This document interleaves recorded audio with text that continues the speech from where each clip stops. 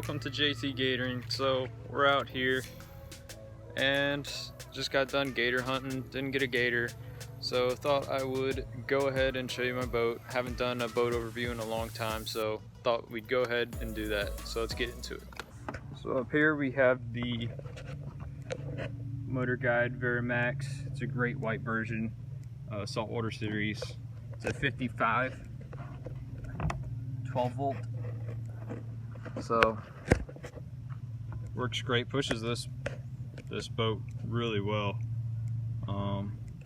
but then again, it's just one person and this boat's already pretty light, so it really gets me going.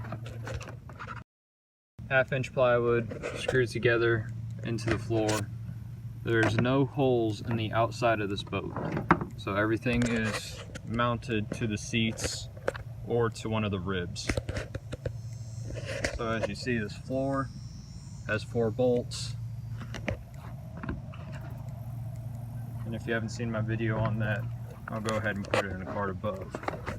So I still haven't routed this this cord yet.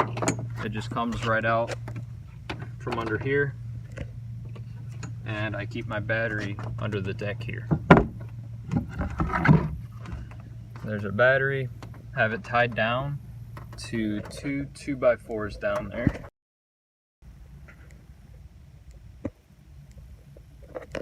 Two 2x4s by that string, so that way it doesn't dent the bottom of the boat.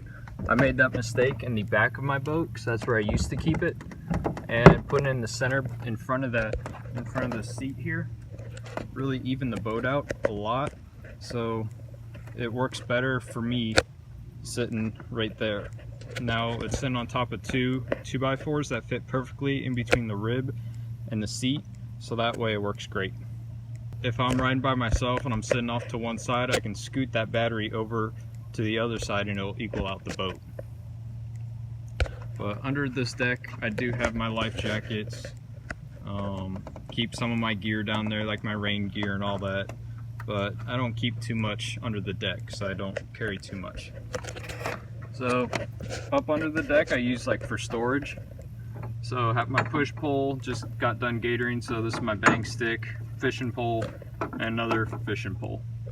So in here I just keep an extra knife. This is my Swamp Runner knife.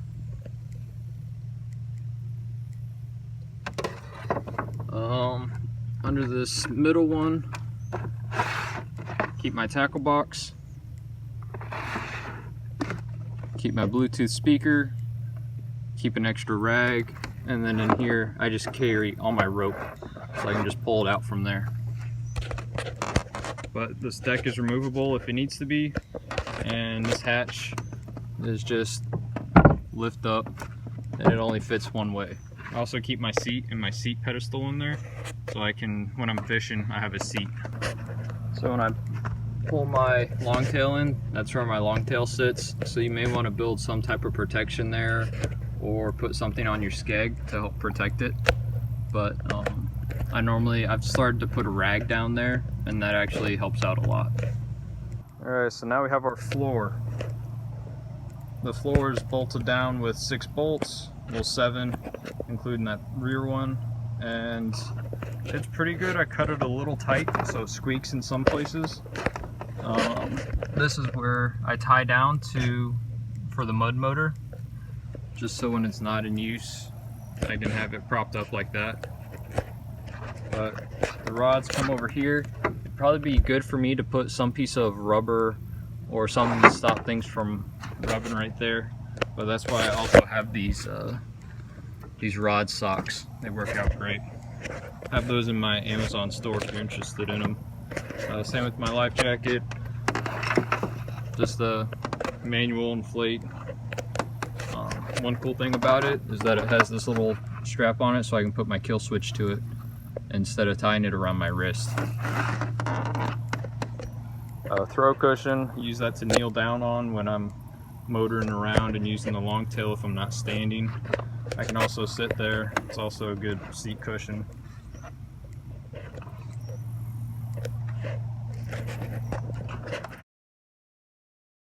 In this back corner, I have my anchor, prop puller, and my extra props. extra pieces of wood,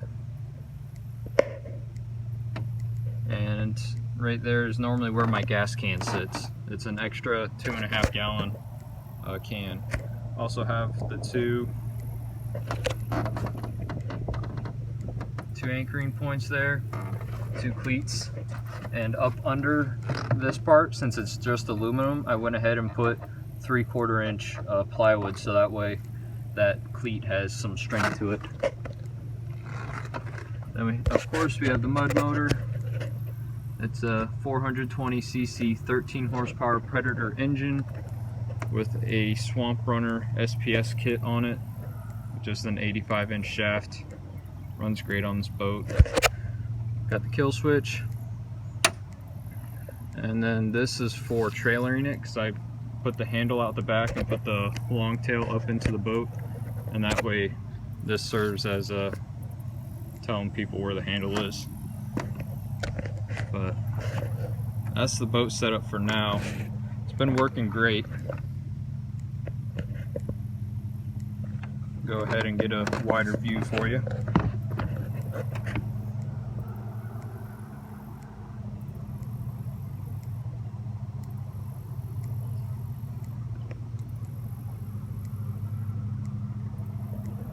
So yeah, all around works great. Pretty cheap setup. Not cheap, but I mean, it's a good value. So the boat was, I think, around $800. The trailer was another $600, I think. The mud motor, depending upon what size you get, it can be anywhere from $500 and up. This motor pushes this boat anywhere from a constant 20 mile, pushes this boat about 18 miles an hour all the way up to, I've gotten it to 23 miles per hour so far, but that's without really testing it too much. But overall, this boat was really cheap. I wrote an article on it on jtgatering.com, and there's an article with the prices and what I've done. I'll probably come up with a new one just so you guys can see it and know how much it is. But this would be great for anybody, young teenager, older teenager. It's a duck boat. I mean, this boat does it all, runs really shallow. The great thing about this boat is that I can't really get stuck. Once I'm in the weeds, it's either, if I have water, I can use the motor and the motor will push it out. But if I can't use the motor and I'm on dry land, I can lift this boat up and move it, or pull it, or however I can manually move this boat most of the time, especially if it's on grass. It has that wetlander coating on the bottom. Works great.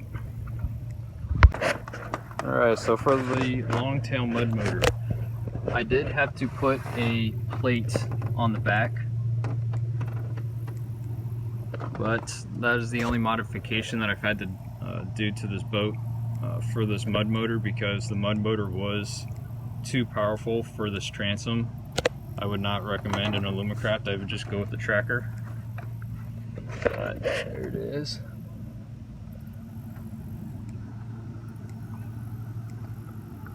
But I learned a lot from doing that, so it's not too much of a loss. And it gave me some videos to make. But yeah, the only thing you need for a mud motor is some place to tie it down to, and then you gotta, really nothing else. I mean, it's pretty easy for a mud motor, and it's cheap, reliable. I just love mud motors. It makes it great for what I do, fishing, hunting, whatever you need, or just plain fun, just going out and running it. So that's a Swamp Runner, SPS Swamp Runner Longtail mud motor, and then a Harbor Freight Predator engine. This one's a 420cc 13 horsepower motor. The one that I had on this before was a 212cc 6.5 horsepower Predator engine, and that pushed this boat 12 miles an hour with 2 people. This boat will go 18 to 20 miles an hour with 2 people with this 420cc 13 horsepower engine. So Works great.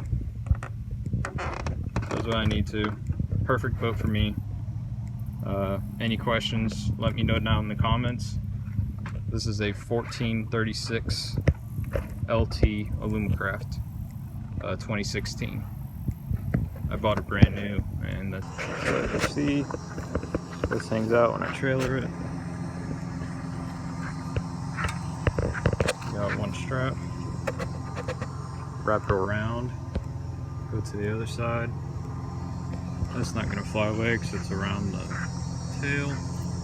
Have another tie down here just so I can make sure it stays there. Keep it here. That way it will stop marring up the deck.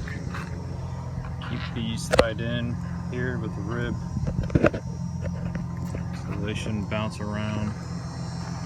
Take the trolling motor off. We're good to go. There's the guides that I made.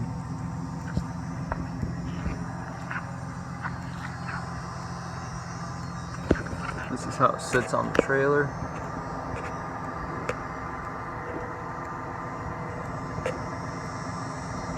Testing the lights before I leave the ramp. Yeah, that's her. Got it strapped.